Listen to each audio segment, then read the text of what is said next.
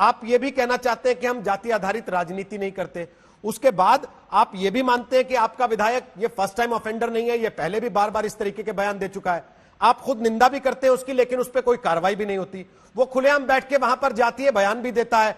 उसके साथ साथ आप ये भी कह देते हैं कि इनाम घोषित है, मुख्य आरोपी फरार है, केवल जिसको पुलिस ने पकड़ लिया था वो फिर भी फरार है, और उसके ऊपर इनाम घोषित करके आप कह रहे हैं कि हमारी पीठ थपथपा दीजिए, देखिए हम तो कितना सीरियसली काम कर रहे हैं। सुप्रिया श्रीनेत, अगर सीरियसनेस होती तो वो आदमी पुलिस के हाथ होने के बाद पुलिस के हाथ से फरार कैसे हो जाता, उसके ऊपर इनाम रखने की नौबत कैसे आती?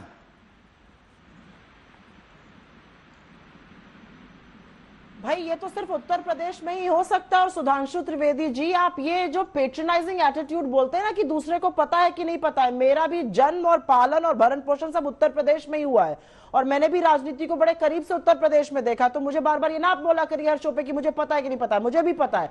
अब मैं आपको बताती हूँ उत्तर प्रदेश की असलियत। बलिया में दिन दहाड़े कैमरे पर भी कैद है कि कैसे एक आदमी एक व्यक्ति की हत्या कर देता है। 6 पुलिस वाले उसको घेरते हैं, गिरफ्तारी करते हैं, गिरफ्त में लेते हैं और वो भाग जाता है। अब आप पहले मुझे बताइए कि 6 पुलिस ऑफिसर्स की गिरफ्त से एक आदमी भाग कैसे जाता है, उसको भगाया जाता है, क्या पुलिस कल्प्रिट है कि नहीं है, पहली बात। दूसरी बात, विधायक महोदय तो चलो सुधांशु त्रिवेदी जी मान रहे हैं पहली बार कल्प्रिट नहीं है, ये तो सीरियल कल्प्रिट है, ये तो बड़ी ही बेहूदी बदतमीजी और उल जलूल बातें औरतों के लिए कह चुके हैं, हाथरस तक के कान में इन्होंने कही। आप ये मत कहिए कि मैं आधिकारिक प्रवक्ता होकर उसकी भर्त्सना करता हूं, आपकी पार्टी को कार्रवाई करनी चाहिए, आपकी पार्टी कार्रवाई नहीं करती है, और इसीलिए इन लोगों को मनोबल मिलता है, इनको ये संबल मिलता है कि हम कुछ भी कह सकते हैं, हम कुछ भी कर सकते हैं। इन्होंने पहले दिन ही इस आदमी को बचाने की कोशिश कर दी। पहले दिन इनका बयान क्या था, आप ही के चैनल पे मैंने सुना, क्रिया की प्रतिक्रिया होती है। अब वो जात को लेकर उतर गए, वो थाने पहुंचकर धमका रहे हैं। आपने ऑलरेडी एक ऑडियो सुना है जो वायरल हो गया है आरोपी का, धीरेन्द्र सिंह का, जब वो कैसे एक दरोगा को उलझा रहे हैं, उसको कैसे धमकी दे रहे हैं। ये किस तरह का कानून का राज है उत्तर प्रदेश में? सच तो यह है रोहित जी कि पॉलिटिकल पेट्रोनेज के चलते, राजनीतिक संरक्षण के चलते जो अपराधी है उसको कहीं ये संबल मिला हुआ है, उसको कहीं ये हौसला है कि अपराध तो हम कर लेंगे, हमारे आका लोग बैठे हैं, हमें बचा लिया जाएगा। ये उत्तर प्रदेश की असलियत है, और इसमें पुलिस 2 रोल निभाती है, या तो पूरी तरह से निरंकुश है जो हमने देखा हाथरस में हुआ और बाराबंकी में हुआ, या पुलिस मूक दर्शक बन जाती है, राजनीतिक संरक्षण देने लगती है, उनके साथ निभाने लगती है, जैसा कि हमने यहां पर बलिया में देखा। तो 2 ही रोल निभा रही है पुलिस, लेकिन पुलिस की और प्रशासन की जिम्मेदारी सरकार की है, वो क्या कर रही है बताएंगे। 2 चीजें सुधांशु जी, एक ये सुरेंद्र सिंह जिनका जिक्र हो रहा है, वो कह रहे हैं मैं सड़क पे उतरूंगा जरूरत पड़ेगी तो, और आप अभी तक निंदा ही कर रहे हैं उनकी। पहली बात, वो पार्टी के अनुशासन में है या नहीं, और अगर है पार्टी और सरकार के अनुशासन में, तो सरकार और पार्टी उन पर क्या कार्रवाई कर रही है, इसका जवाब चाहिए।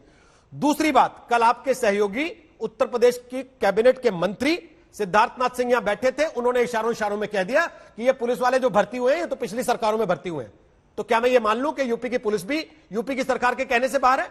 पुलिस वाले अपनी मर्जी से पकड़ते और छोड़ देते हैं, अपनी मर्जी से उठाते और आग लगा देते हैं आधी रात में शवों को। देखिए, मैं ये कहता हूं आज हमारी सरकार है तो जिम्मेदारी हमारी, कोई किसी भी सरकार के समय में हुआ हो, परंतु यह भी यथार्थ है कि पुलिस भर्ती घोटाला हाईकोर्ट के द्वारा उसकी जांच हुई थी, तो यह भी एक यथार्थ है कि पुलिस भर्ती में किस ढंग के घोटाले पिछली सरकारों के समय में, विशेषकर माननीय भदौरिया जी की सरकारों के समय में हुए हैं, वो एक अलग विषय। परंतु हम उस कारण से बचाव लेना नहीं चाहते। और अभी सुप्रिया जी ने एक बात कही कि अपराधियों को संरक्षण देकर स्थापित किया जाता है।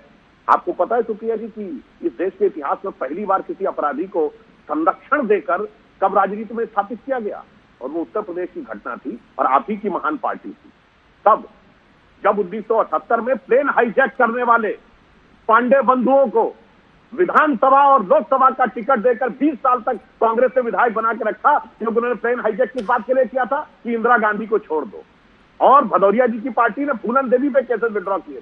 मैं इसलिए ये नहीं कह रहा हूं कि मैं इस छोटी सी घटना का बचाव ले रहा हूं, मैं आपको बताना चाहता हूं कि ये जहर इन पार्टियों ने कितने गहन तरीके से, और इन्होंने कार्रवाई की बात कही सुप्रिया जी, मैं बिल्कुल जिम्मेदारी से कहता हूं कार्रवाई हुई है तो यह अनुचित है, पार्टी उस पर प्रभावी कार्रवाई करेगी, क्योंकि हमारे यहाँ जनप्रतिनिधियों यानी एमएलए और एमपी पर कार्रवाई की एक प्रक्रिया है जिसमें मिनिमम 15 दिन का समय है वगैरह। वो मगर ये बताइए, ये भारत से कश्मीर अलग हो जाना चाहिए, सैफुद्दीन सोज अपनी किताब में लिखते जम्मू कश्मीर अध्यक्ष की थी कार्रवाई। अफजल गुरु जिसको सुप्रीम कोर्ट ने कहा कि उसने देश की संसद पे हमला किया, उसके लिए शशि थरूर और मणिशंकर अय्यर ने कहा की थी कार्रवाई। आप बताइए ना, जिन लोगों ने सीधे देश को मैं बात तोड़ने कर की बात सकती हूँ? कही, जिस समय 26/11 हाफिज सईद ने कराया और दिग्विजय सिंह ने कहा हाफिज सईद ने नहीं कराया, आरएसएस ने कराया, की थी कार्रवाई?